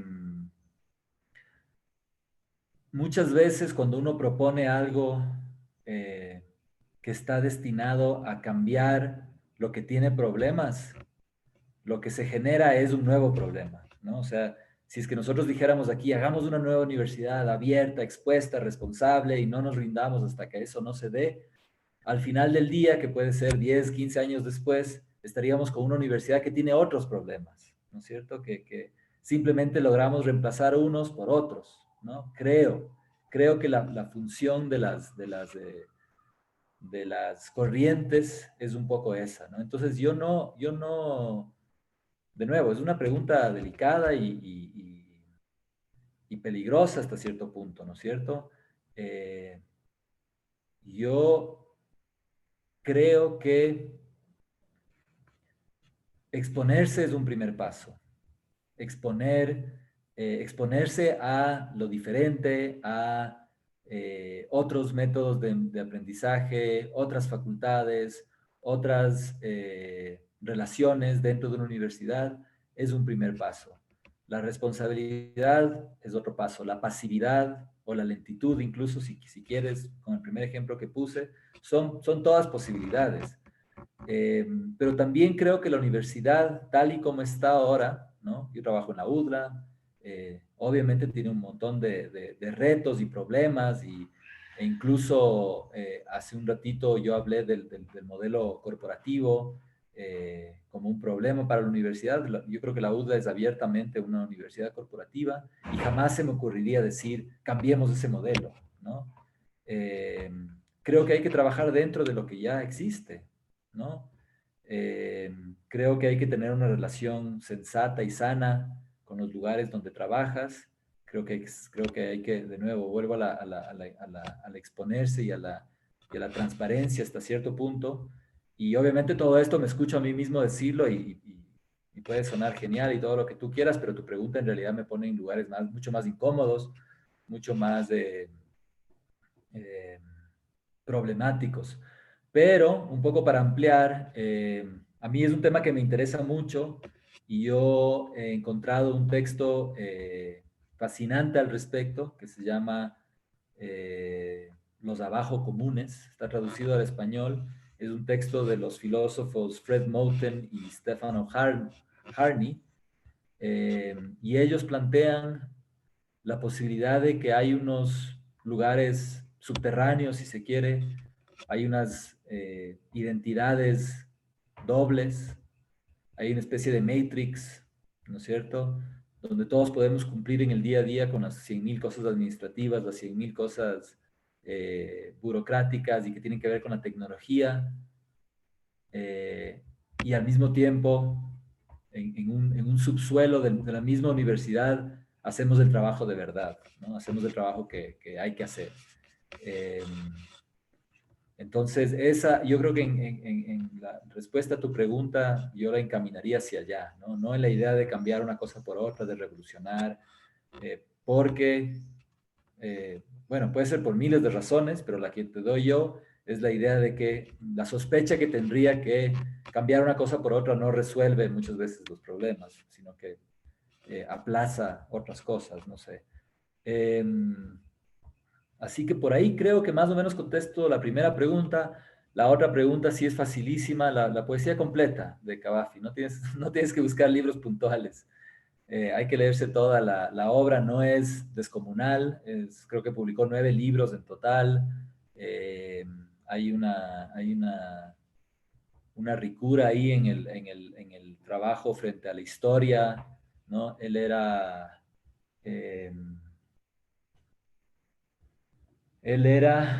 ahorita se me está confundiendo las biografías, pero él era cristiano en Egipto, ¿no? De, de, de, de una especie de desplazamiento geográfico innato, ¿no? Estaba en el lugar equivocado, por así decirlo, pertenecía a una minoría. eh, en fin, no me tomes al pie de la letra ahorita porque no estoy preparado para hablar de Cavafis, pero yo te recomendaría leer la poesía completa que está traducida a muchos idiomas. Creo que escribió en el griego, perdón, griego en Egipto. Dije bien, no, ahorita por ahí alguien seguramente puede corregirme esas cosas que he dicho o lo pueden googlear, pero hay que leer a Cavafis. Gracias, Mateo. Gracias. Creo que Sí, quedan sí, mil gracias. Sí, ajá. muy bien. Ahora hay un comentario de Teo Monsalve que te leo del Facebook y una pregunta ya con mano levantada de Oscar Santillán. Entonces, Teo comenta lo siguiente. Hola Jorge, muchas gracias. Súper interesante la charla. Me recuerda a la Escuela Fotoconceptual de Vancouver. Que autoteorizaron sobre su obra, justamente en esta onda interdisciplinaria, que los artistas visuales hacían publicaciones, artistas como Jeff Wall. No sé si quieres añadir algún comentario, pues no había pregunta en realidad. Bueno, sí, un poquito se cortó hacia el final, pero muchas gracias, Teo, por el comentario. Ahí con Teo compartimos un pasado vancouverita en el norte del continente, en el noroeste del continente. Eh, y creo que lo que tú dices me lleva a expandir un poquito lo que acabo de mencionar acerca de los abajo comunes, ¿no? Justamente esos subterráneos son esos espacios. Al inicio de la charla hablé de cómo cuando el profesor habla se interrumpe lo que naturalmente estaba sucediendo, ¿no? Y aparentemente llega la hora del conocimiento, pero en realidad se está interrumpiendo el conocimiento que ya estaba ahí y que va a seguir después de que el profesor se vaya. En ese sentido, los abajo comunes te plantean un espacio más caótico, menos atado a resultados de aprendizaje o a dinámicas específicas, y justamente tiene que ver con esto, ¿no? Clubes de lectura, clubes de cine, reuniones en las bibliotecas, gente que está consultando los libros que están en la biblioteca. Eso es lo que se puede hacer en la universidad, los clubes que están ahí, que participan. Yo tengo un colega que en la UDLA coordina un club de escritura creativa, por ejemplo, ¿no es cierto? Simplemente se empezó a reunir en la misma UDLA con estudiantes de la UDLA interesados en procesos de escritura creativa, y esos son los abajo comunes, ¿no? Los espacios que están dentro de la misma universidad que nos provee de tantas cosas pero donde realmente el trabajo se logra hacer, ¿no? Así que tu comentario acerca de ese grupo me llevó a eso, ¿no? Y creo que Vancouver, bueno, yo, para un poco ahondar aquí, ¿no? Yo cuando estuve en UBC, la universidad en Vancouver, fui un poco eso, ¿no? O sea, iba a clases, entregaba mis trabajos, hice mi tesis, todo lo que tú quieras, pero yo diría que lo que más saqué provecho fueron las horas y horas que estuve en la biblioteca, mirando la bibliografía que tienen ellos ahí, en reuniones extracurriculares, donde no es que no se trataban temas académicos, sino que se los trataba de otras maneras, ¿no? No estoy hablando de las fiestas, o sea, estoy hablando de reuniones con colegas, compañeros de la universidad, pero en un bar, con una cerveza, ¿no? Esos serían, de nuevo, reduciendo mucho las cosas, esta idea de los abajo comunes. Oscar, te doy la palabra. Hola, bueno, saludos a todos, todas, y aquí sobre todo a Jorge. Y antes que nada, quisiera agradecerle a Jorge por el gesto hermoso que tuvo hace unas semanas atrás de hacerme llegar su último libro, así que lo recomiendo muchísimo. Yo estuve muy enfermo hace un mes y me lo leí así con una fiebre, así que no sé si la versión que leí con una fiebre de 39 grados es la versión real o la ficticia, pero, pero bueno, definitivamente aprovecho aquí para mencionar que yo creo que a los artistas en el Ecuador nos vendría muy bien leerte, y quizás para quienes no están tan familiarizados con tu escritura, el personaje principal de tu novela anterior, de El nuevo Saldumbide, es un artista, ¿no? Y justamente cuando leía esa novela me vino una pregunta que va a sonar después de todo este preámbulo como muy torpe, pero es lo que es. Y es, ¿dibujas? ¿Y tienes algún tipo de relación con el dibujo? Y pregunto esto porque obviamente el dibujo es como una herramienta que suele ser parte de un repertorio muy extenso de artistas, más allá del tipo de prácticas que tengan ellos, ¿no? Hola Oscar, muchas gracias. Qué bueno que llegó el libro. Qué pena que estuviste malito de salud, pero al mismo tiempo también qué interesante, ¿no? Leer bajo esas condiciones, por supuesto, siempre altera y es una experiencia única, ¿no? O sea, imagínate, ¿no? Las cosas, a veces lees un libro y lo vuelves a leer 5 años después y es otra cosa y así, ¿no? O sea, ahí está también esos errores y esas faltas de reconocimiento que están en el centro de las cosas, también pasan por ahí, ¿no? Con nuestras experiencias de lectura. Eh, sí dibujo, por supuesto que sí. Siempre me ha interesado, nunca lo he hecho de manera estudiada, o bueno, también lo he hecho de manera estudiada, alguna vez he tomado un curso o he tratado de seguir ciertas técnicas. Eh, y cuando concebí Tefaruru, por ejemplo, que mencionó hace un ratito Mateo, también lo percibí como un gesto de dibujo de alguna manera, ¿no? Escribo a mano también, lo cual es una forma de dibujar. Y durante mucho tiempo me interesó el gesto y la cuestión corporal de la escritura, por eso muchos de los libros tienen que ver con esa experiencia del artista del cuerpo, que es tan indefinible y tan difícil de precisar, ¿no? Como arte. Pero sí me interesa mucho y he visto que tú has vuelto a dibujar a los tiempos y eso me interesa más y me entusiasma ver esos dibujos que has puesto últimamente. Tú que eres un artista contemporáneo, conceptual, así me ha llamado mucho la atención ver algunos dibujos que has publicado últimamente y como buen enemigo del arte contemporáneo te pido que lo hagas más a menudo. No, mentira, no, eso no es verdad. Eh, en fin, te agradezco muchísimo los comentarios y ya sabes cuánto admiro y sigo tu trabajo de cerca. Un abrazote. Un abrazo grande de vuelta. Chao. Aquí estoy, solo estaba enchufando el cargador para que no muera la compu. No sé si hay más preguntas. Sí, aquí hay un comentario de Alma, claro. Adelante. Muchas gracias. Bueno, gracias también, Jorge, porque ha sido súper interesante. Creo que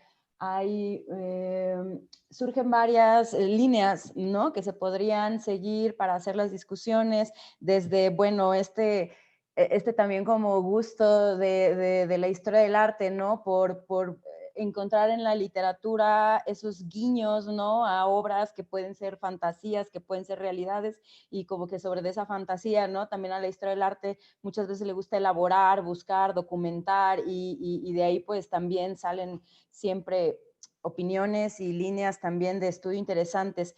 Pero bueno, a mí me gustaría un poco atendiendo a esto que decías al final, como sobre la provocación, ¿no? Me gustaría ver si logro ahí como sacar una especie de provocación para que tú nos continúes explicando esta idea que se me hizo súper interesante.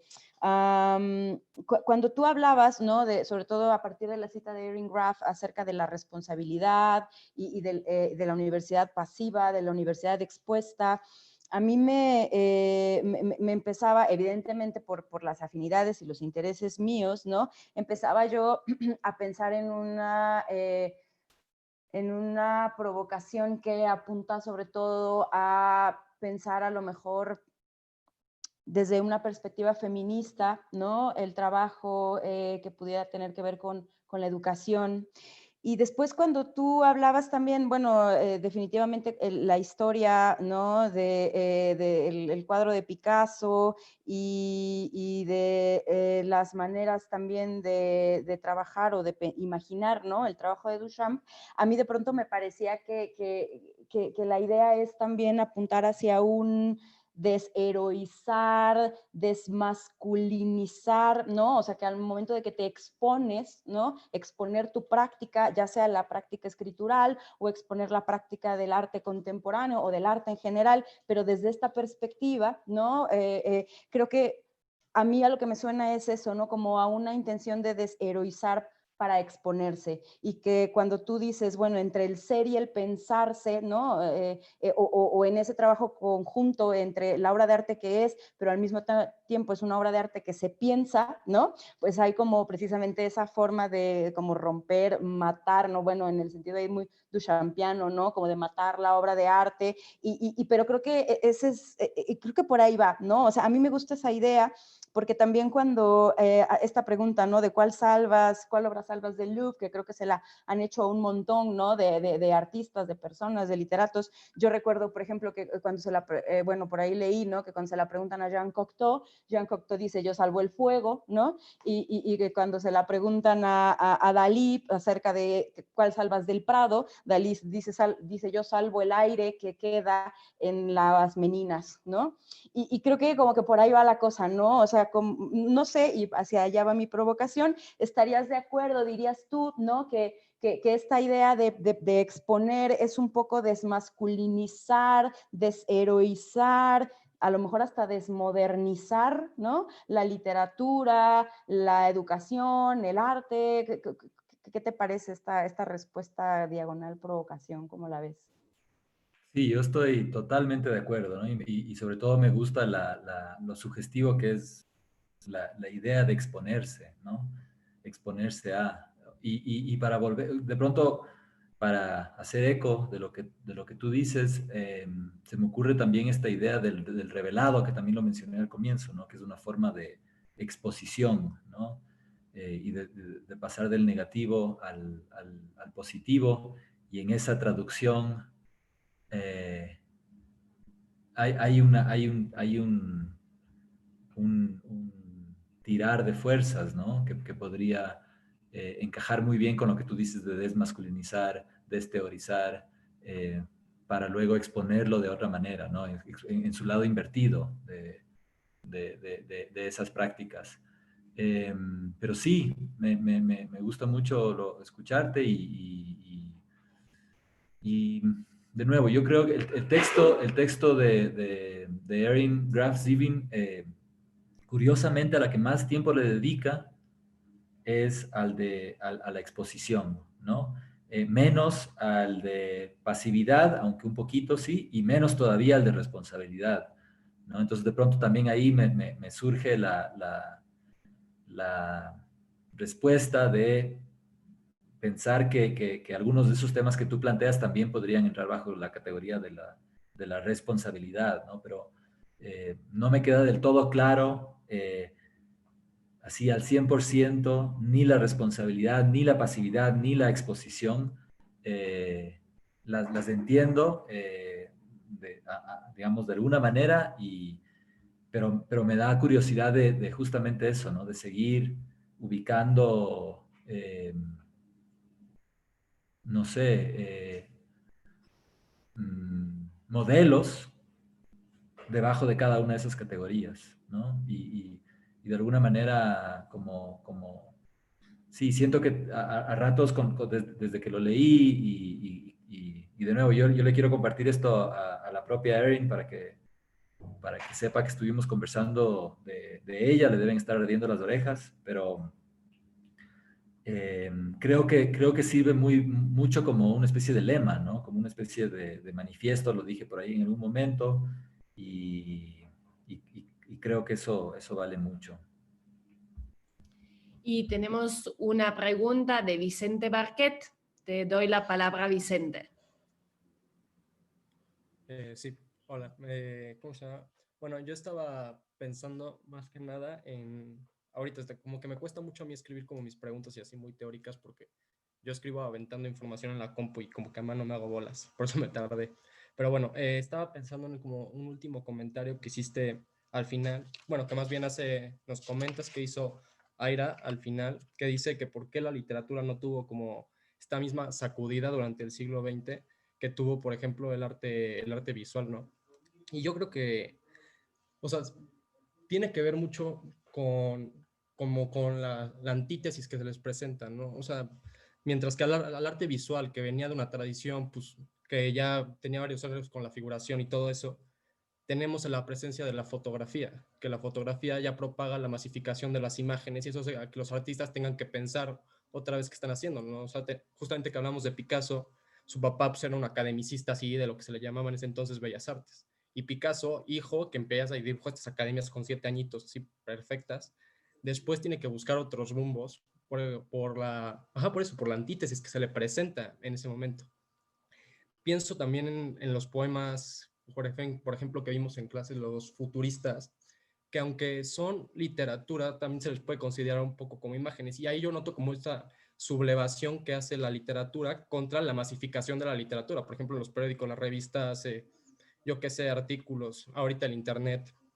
Pero a lo mejor, aunque cuando la respuesta del arte visual, o lo que le llamamos artes visuales, fue un choque por otras salidas que fueran otros soportes y otros medios y así, la literatura tal vez encontró su yugo o su seguridad o su discurso en su tradición ya pasada. O sea, por ejemplo, decir, las revistas tienen su contenido y es como un poquito más pues, liviano y lo puedo consumir más fácil, pero en los libros, o sea, la literatura, lo fuerte, lo encuentras en lo tradicional en nosotros.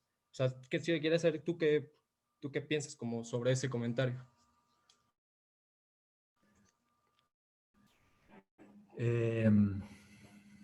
Está muy bueno. Yo ya estoy medio tostado ahorita de la cabeza, pero te escucho y me parece que tiene mucha cabida lo que estás diciendo, ¿no? Me interesa muchísimo.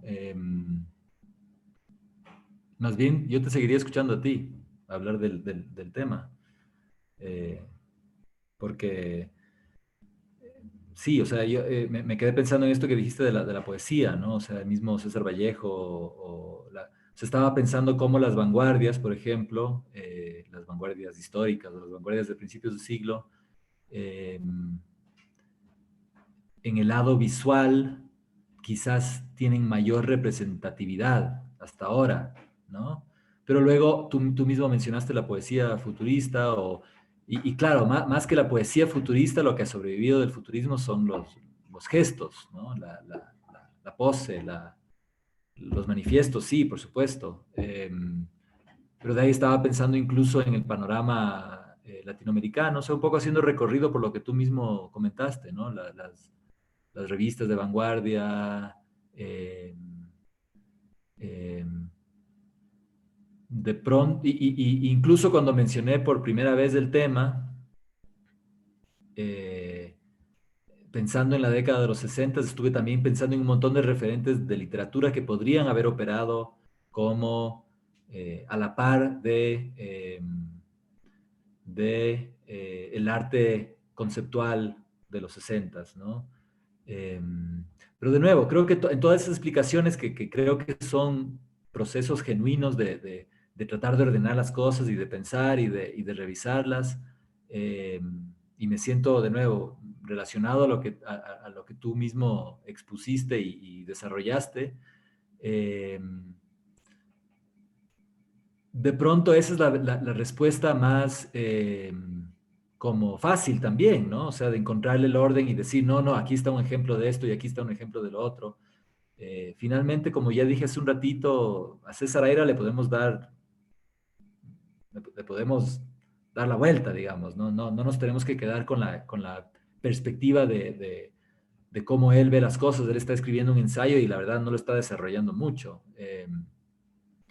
Pero queda una provocación ahí que permite, para volver, y perdonen la insistencia en esto, ¿no? Volver a la idea del exponerse. Eh, que creo que por ahí quizás más que explicar las cosas y descifrar que sí, que la literatura y el arte son dos medios diferentes o que en ciertos momentos han actuado a la par, o por qué, qué sé yo, los cuadros cubistas han pervivido de manera más nítida que la poesía de Apollinaire, ¿no? Que era también cubista, pero que tal vez la ubicamos menos porque lo visual es otro lenguaje, ¿no? De nuevo, en vez de esa explicación, quizás la idea es exponerse a ese tipo de procesos que en vez de pensar en Picasso como una figura individual, lo relaciona con un circuito que está alrededor suyo, ¿no? Con otras figuras. Y creo que Aira, para volver a hacerle la crítica, es muy moderno en ese sentido, ¿no es cierto? Aira sigue destacando a Duchamp y a Picasso como de nuevo, todos lo hemos hecho en algún punto de nuestros estudios o de nuestras experiencias, pero al final del día creo que ahí tiene una frase Aira por ahí, ¿no? Que dice, me cansa, es chistosísima porque habla de Juan Gris, como que no quiere hablar de todos los representantes del cubismo, sino solamente de Picasso y de Braque, ¿no? Y él mismo lo dice, no quiero ver la obra de otros porque me parece que es un esfuerzo intelectual innecesario tratar de convencerse de que Juan Gris fue importante, ¿no? Yo ahí también le diría lo contrario, o sea, Juan Gris es importante, pues justamente por eso, ¿no?